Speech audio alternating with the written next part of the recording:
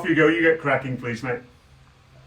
Too easy. Thanks for your time, Andrew. How is morale in the dressing room after that? Pat seemed reasonably optimistic about sort of how that panned out yesterday. Do you feel the same, or are you more frustrated that you couldn't take those polls yesterday? Morale's really good. I think it's confirmation that the style of cricket that we set out to play in Pakistan will hold up. And we said it was going to be a 15-day test series. We're 10 days in. We gave ourselves a real good look at the last test match. And you've got to do something extraordinary to get a look in. And I think that was built on the back of day three's bowling performance. But to Pakistan's credit, especially the captain Babar, an incredible innings to deny us. What a test match. But morale is very good and positive, and we know what we need to do coming into the last test match. Like some people would argue that Australia might have an issue in the fourth innings. There's been instances against India in the past, in Brisbane and Sydney, and now 170 odd overs without taking that wicket. Your response to that debate? I think the debate's really around the opportunities that you create, and in test matches on the fifth day or on flatter surfaces, we've created opportunities for ourselves, and unfortunately haven't been able to take them. But if you keep putting yourself in those situations continually, and as I said, it's real good confirmation that the style of cricket that we want to play here is going to hold up. But if you put yourself in those situations continually, you'll find a way through them. And just a couple of little missed opportunities in amongst that final day. But we gave ourselves a really good look at it, and that's what I'm really proud of in the guys, the way that they stuck to it. The game started to accelerate just before tea. You could see Mitchell Swepson really coming into the game, and then in the last session we were able to create some more opportunities to put Pakistan right on the back foot, but weren't able to really get the job done at the final hurdle, but really proud in terms of the way that we played. 9 balls to go. A catch goes to Wisman off Swepson. That was catchable, but he had a helmet on. Some people would look at that and go, "What's doing there?" Any thoughts on why that happened and whether that's something being spoken about? He had his helmet on. He's going in and out of bat pad on the offside, so it was clear as to why he had the helmet on. There's slip fielders that have had helmets on. So I'm not reading too much into that. There's other instances within the game as well. As I said, we had some opportunities throughout the last innings that we didn't quite take, but it's confirmation that the style that we want to play, how we're going about it, is going to put us into positions where we're going to have that opportunity again. And just lastly from Andrew, obviously Pat will, captain probably will play, almost certainly will play. Mitch Starc was the sort of guy who extracted the most reverse swing and looked most potent there. He's bowled 34 overs in that test. It's not a massive turnaround. Would you like to see him get another crack in the next test, or are you probably going to err on the side of giving a couple of other guys a chance to sort of fill that void maybe? Who was that around? Mitchell Starc, did you say? Yeah, Mitch Starc. I mean, obviously bowling a lot of overs in the second innings. Yeah, 4 days to turn around. We'll have a light lead into the next test match around our quicks. There's no doubt about that. But we think we've got some really strong bench strength as well. We've got some options. The guys that haven't been playing are well prepared for whatever may come. So we'll assess over the next few days. But my assumption is if he pulls up well, that he'll definitely get another crack in the last test. His reverse swing was pivotal in terms of opening that game up for us. So it'd be very difficult to leave him out unless there was some physical issues. Mel, please. Thanks, Brian. Just to sort of delve into that a little bit more on the not being able to sort of get sides out at pivotal moments in tests. So when it happens once or twice, you say, right, different circumstances, whatever, but when it does keep happening, do you look at it? Are there things you can actually identify that you, as a new coach coming in, can actually change? Whether it's mental, if it's just dropped catches, so it's a training thing, or whatever it is. Well, what do you look at it as a coach and identify as something you can change? Every test match is different. Every surface is different. Every opportunity is different, isn't it? As we saw yesterday in Pakistan, the opportunities are probably going to come around the bat or close to the bat. Potentially, if you look back to the SCG, there was some square of the wicket opportunities that we had off horizontal bat shots against India that we didn't quite take. So I don't think you can put them all in the one basket. As funny as that sounds, no doubt that there'll be people talking about a trend. This is the first time that we've had 2 spinners in that situation as well. So the team has changed. So you're making different moves within your selection to try to counter flat surfaces, and I thought we made a good selection in Mitchell Swepson. I thought he bowled outstandingly well first and second innings, just didn't quite get the reward. But as I said, if we keep putting ourselves in those situations, and with young players in particular, with Green and Swepson getting exposed to that, I think it's only positive for us moving forward. It's tough to win here. We gave ourselves a really good look at it. We feel as though our preparation was spot on. Everything that we ticked off in Melbourne and the lead in here. So yeah, I just think it's one of those things sometimes that people will read a lot into, but our preparation's been excellent. Can't question that. So yeah, we're not going to look back over that. It's just in that moment, at that point in time, can we seize that opportunity? And unfortunately, yesterday we didn't quite do that. But as I said, incredibly proud of the way that we played to get ourselves in that position. You mentioned Mitchell Swepson and his game.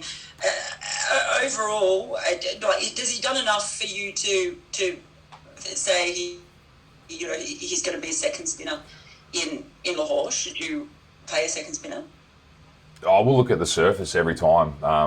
When we get there, we'll see how he pulls up. But he created opportunities for us, and that's what a leg spinner can do. So first and second innings, so I thought he bowled well. Throughout the game, impressive debut. Waited a long time for that debut, but held his own. So yeah, incredibly positive first Test match from our point of view.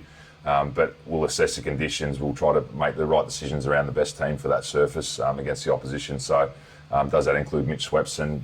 We'll have to wait and see when we land on the ground. But as I said, an incredibly positive first Test match from our point of view. Thanks. Bharat? Thanks, Brian. Morning, Andrew, and morning, Brian too. Andrew, considering this is the start of your, subcontinental run, do you think this was almost like a crash course for Pat Cummins, the captain, and for you guys as a team as to, when you attack and when you defend, and at what points you kind of put the pressure back on, even whether it's with regards to the fields you set, the bowling changes you make, regardless of the result yesterday? I think every Test match is a learning opportunity for everyone, whether it be on-field, off-field, preparation, physical preparation, skills preparation, mental preparation. So I think that's the thoroughness that that we'll go to make sure that we can get this subcontinental run right.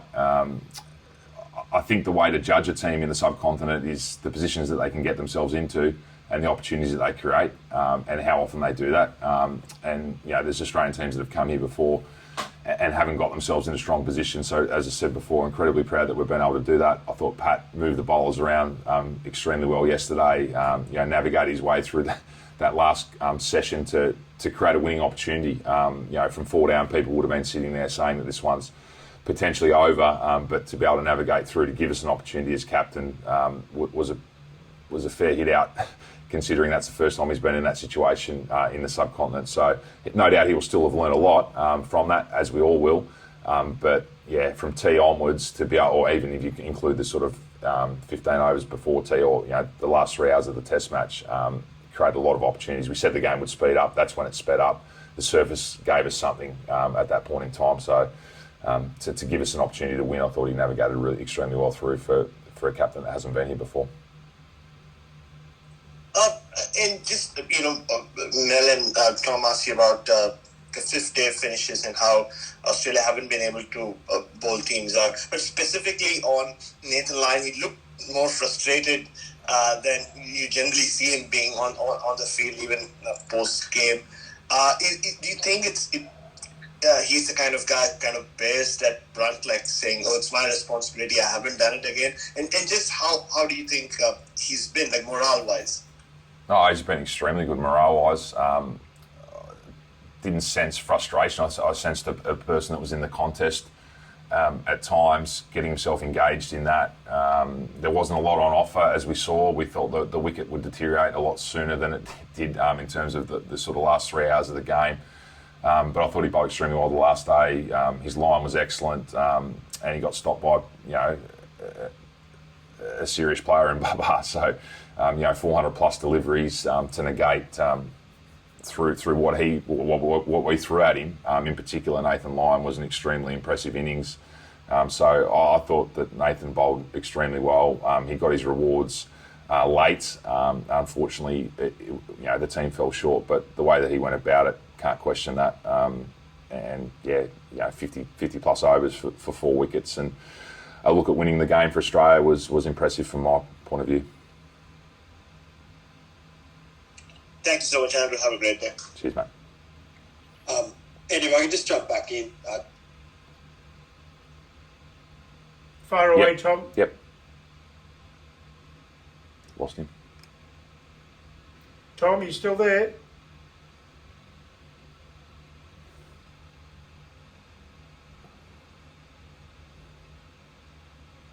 Hello, Tom. Hello, you got me? Yeah, got got you you now, again now. Yep. Sorry, guys. I was just going to say, Andrew, the Lahore pitch, what's the early intel on how you think that will play, and how desperate are you for a result, right? Like, we're facing the possibility of a 3-test series ending up 0-0. What kind of advertisement is that for Test cricket in Pakistan? Well, I think the last Test match was a great advertisement for Test cricket. The game started slow, continued through the middle slow, but sped up towards the end. So it wasn't far off being a great spectacle, albeit a lot happening on the last day as opposed to throughout the Test match. In terms of the Lahore surface, no idea. Previously, it has offered a little bit to spinners, but they can make the surface however they need. Is my intel. So we'll wait and see what we get there. Yes. Then we'll make decisions around that surface. But yeah, look, we knew that it was going to be attritional cricket coming here. The outlier so far in the series is day 3, an incredible bowling effort. Other than that, bats dominated the ball. So I probably see it being a little bit like that again, where the bat will dominate the ball and it'll take something, extra special to dismantle both batting lineups. I think we've batted incredibly well as well. So to deny a quality attack such as Pakistan, a look in so far. So we've got to continue to be on our game and continue to prepare and make sure that we get that part of our game right as well. Sorry, Andrew, if I can go. Sorry, Tom, did you have another one? Sorry. I was just going to ask really quickly, Andrew, on the coaching front, has this sort of tour crystallised your view and want to sort of coach Australia moving forward? Have you had an interview, and what's the sort of timeline on that at the moment? Once again, I'll give the boring answer that we've got 4 days to the next Test match, and that's as far as I'm looking and the coaching staff's looking. Been no interview at the moment. I'm sure that they'll be looking to get a process underway at some point in time. But yeah, our minds are firmly focused on Lahore. And as I said at the start of the tour, that's where my mind will be for the entirety of it. Bharat? Thanks, Brian. No, and just about Alex Carey, a mighty South Australian, of course. Do you think just overall, did he have his best Test match so far, the runs he made, his keeping, and even that DRS call, which resulted in that wicket? Yeah, good observation. Thought he kept outstandingly well in difficult conditions. Ball landing before him a lot of times. Thought he was nice and clean up the stumps. Work to the spinners was outstanding. So, yeah, seen some great improvement. And it's tough to get exposed to these conditions in Australia at any point in time. So for him to navigate through the first Test and this Test match the way that he has, the improvement was significant. And I'm glad that people are noticing that. With the bat, it was only a matter of time. We know how good a bat he is, but that keeping on that surface was outstanding. And the DRS call was spot on. And he's going to get some wrong across the journey, but we encourage him to make decisions behind the stumps. He's got potentially the best seat in the house for most DRS decisions. So it was good to see him have the strength to call a few and get them right, which was positive and should give him confidence in that area. Thank you. Any more, guys? I think all good. Thanks for your time, Andrew. Appreciate it. No problem. Safe travel, and see you in Lahore from a distance. Thank you. Recording stopped. Thanks, guys. Travel safe. And bye.